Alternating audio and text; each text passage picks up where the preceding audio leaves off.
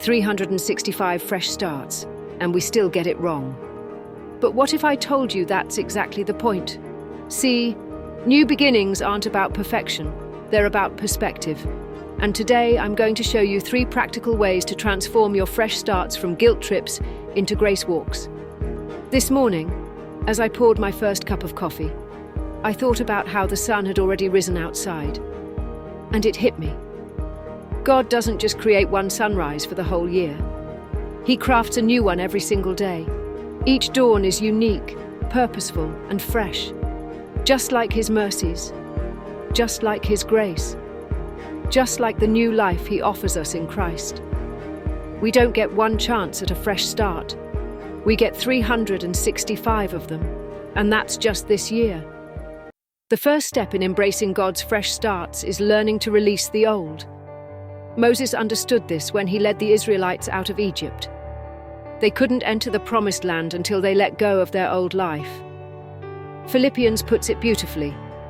Forgetting what lies behind and straining forward to what lies ahead. But how do we actually do this in our daily lives? I call it the daily surrender, a simple practice of letting go.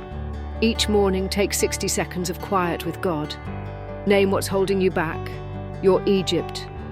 Maybe it's fear, maybe it's past failures, maybe it's holding on to control.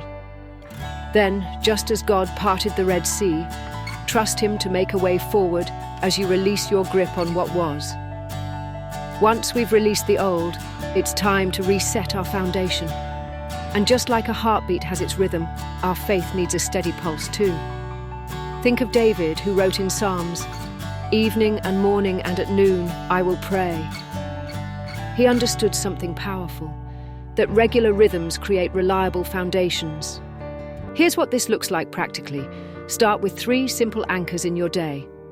Morning gratitude. Before you check your phone, name 3 gifts from God. Midday pause. During lunch, pray over your next few hours. Evening reflection. Before sleep, share your heart with God about the day. These aren't heavy religious duties. They're more like placing your feet on solid ground, small moments that create unshakable foundations. The final step in our journey is rebuilding with purpose. And here's something crucial. We weren't meant to rebuild alone. Think about any construction site you've seen. It's never just one person with a hammer. It's a team, each person playing their part, working together toward a shared vision. Here's what this looks like. First, connect with your church community, not just on Sundays, but in real, everyday moments. Second, share your journey, both the victories and the struggles. Third, serve others, because sometimes the best way to rebuild your own life is to help someone else rebuild theirs. Remember, God didn't design us for isolation. He designed us for collaboration, for community, for connection. As we wrap up, I want you to think about tomorrow morning. When that alarm goes off, when you pour that first cup of coffee, remember, you're not starting over. You're starting fresh. You have everything you need: God's new mercies, the opportunity for connection, and practical steps to move forward.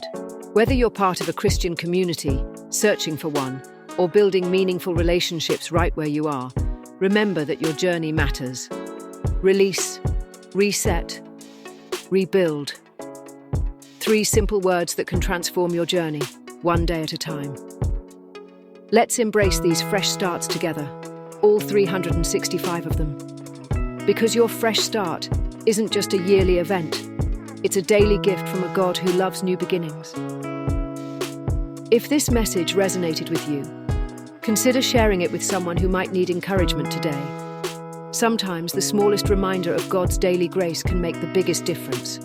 And I'd love to hear from you in the comments. What's one small, fresh start you're embracing today? Your story might be exactly what someone else needs to hear. Remember, your journey matters. Every step, every start, every morning.